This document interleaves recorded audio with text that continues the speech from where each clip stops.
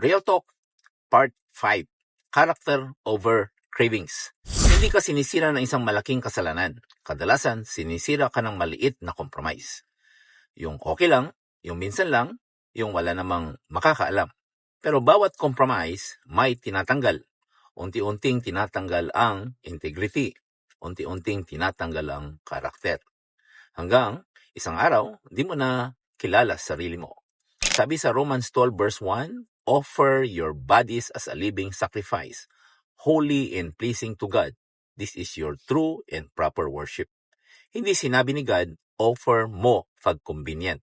Sinabi niya, offer mo ang sarili mo. Buo, totoo, tapat.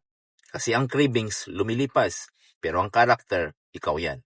Dadalhin mo yan sa pamilya mo, sa trabaho mo, sa calling mo, kaya piliin mo ang character kaysa cravings.